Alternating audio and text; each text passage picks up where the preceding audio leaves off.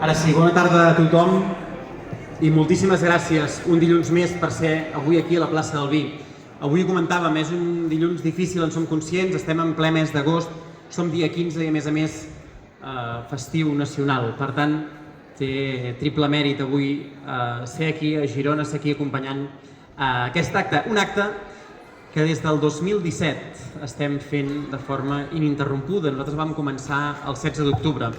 Però avui toca parlar d'una altra data d'aquell 2017 i és que segurament ho heu vist bastant a les notícies i ho heu anat seguint o recordant, perquè el 2017 va ser un any molt intens en molts aspectes i la il·lusió que anàvem acumulant, guanyant de mica en mica, aquell punt de tensió que anàvem veient al llarg del final d'estiu, principis de setembre, pensant en una data assenyalada, marcada en el calendari, que era la data de l'1 d'octubre. I a més, una data que sabíem que passaria alguna cosa. Però hi va haver una altra data important per la societat catalana d'aquell 2017 i com ja haureu intuït estem parlant del dia 17 d'agost. El dia 17 d'agost hi va haver un dels pitjors atemptats, no el pitjor, però un dels pitjors atemptats que ha viscut el nostre país i que se'n va endur la vida de 16 persones. Un atemptat amb la signatura d'una cèdula independent d'Estat Islàmic i que van aprofitar una situació, si més no confusa o confosa, per provocar el caos al centre de Barcelona i també a Cambrils, que va acabar provocant això, les 16 víctimes mortals. Amb aquell atemptat es van veure moltes coses, però una de les importants que es va veure és la capacitat de reacció que tenim com a poble. Novament la capacitat de solidaritat que tenim com a poble i també com quan cal gestionar moments complicats ho podem i ho sabem fer. I aquell exemple segurament és de les coses que podem aprendre'n i és per això que avui volem llegir un manifest que es llegirà també a diferents llocs del país per recordar a les víctimes d'aquell 17 d'agost i també a totes les persones que ho han anat patint, ja sigui en les seves pròpies pells o ja sigui per la pròpia solidaritat com a poble. Ens la llegirà la Montse, per tant, moltes gràcies Montse i gràcies per ser aquí. Bona tarda i benvinguts al 254 dilluns de la plaça del Vi. Aquest dimecres, dia 17 d'agost, farà 5 anys que la ciutat de Barcelona, Cambrils i Catalunya sencera varen patir un dels atemptats més cruels dels últims 30 anys. Cruel per la manera que va ser executat, cruel per qui el va executar, joves i adolescents nascuts i educats a casa nostra, i sobretot cruel, molt cruel, perquè arran de les filtracions dels àudios del que ha sigut el cervell de l'Operació Catalunya, el comissari Villarejo, tenim la trista sospita que va poder ser orquestrat per les clavegueres de l'Estat, sempre presumptament. Però no oblidem que l'artífex de la massacre havia estat a sou del CNI espanyol. I tot amb només la finalitat de poder espantar el nostre govern i a totes aquelles persones que lliurement i pacífica vàrem decidir que l'1 d'octubre volíem ser preguntats pel futur del nostre país. 5 anys després, la ferida de les famílies de les víctimes continua oberta, perquè veuen amb impotència i ràbia com aquells que els haurien de protegir i d'ajudar continuen negant-los de manera sistemàtica una investigació parlamentària i policial per aclarir els fets i depurar responsabilitats. Però 5 anys després també continua oberta la ferida de les famílies i amics dels botxins, que de ben segur encara no entenen com els seus fills, germans, companys de classe, alumnes van poder cometre un acte com aquell.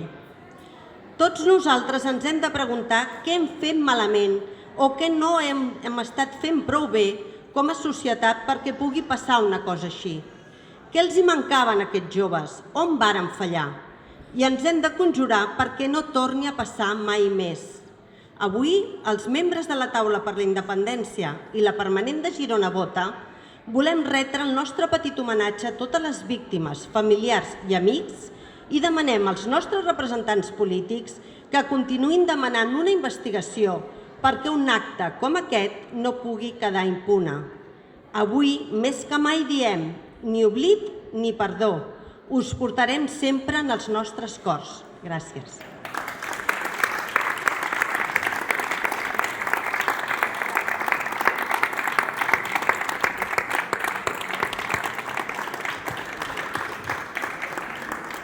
Moltes gràcies, Montse. Ja sabeu que estem dedicant aquests últims actes fins al 19 de setembre a lluites que queden, a nous espais en els quals us animem i us proposem que seguiu mobilitzats i mobilitzades, que sigueu actius, que el fet de canviar la forma, és a dir, que deixar de fer els dilluns no vol dir en cap cas un abandó, al contrari. Anem a agafar força, anem a buscar els espais en els quals poden ser més productius, més fecunds, que puguin anar més bé i sobretot, mantinguem-nos tan actius com hem estat fent durant tots aquests 254, ara ja, dilluns. Per tant, ens anem veient cada dilluns fins al dia 19 de setembre. Aquest dimecres tindrem molt en ment tot el que va passar a Barcelona aquest 17 d'agost, Barcelona i Cambrils el 17 d'agost del 2017, i quedem-nos molt amb això, amb el concepte de la capacitat de gestió que vam tenir com a poble i que tornarem a tenir quan faci falta, ja no superar un atemptat, sinó establir les institucions pròpies del nostre país sense que depenguin de cap altre estat, com és en aquest cas. Moltíssimes gràcies a tots i acabem, com sempre, amb els segadors.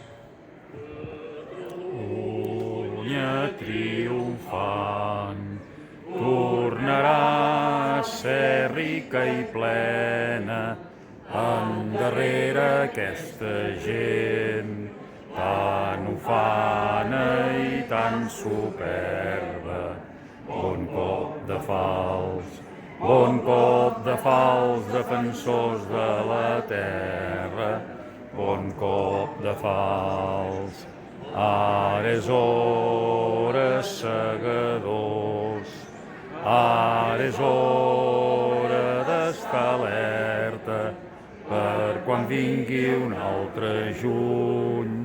Esmolem ben bé les eines, bon cop de fals, defensors de la terra, bon cop de fals.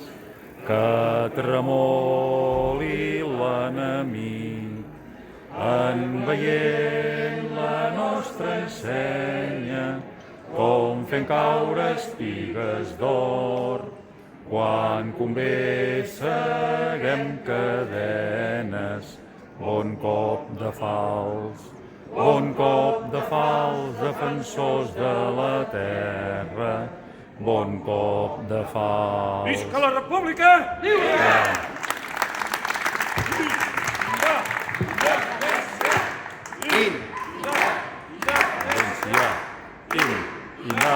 Independència,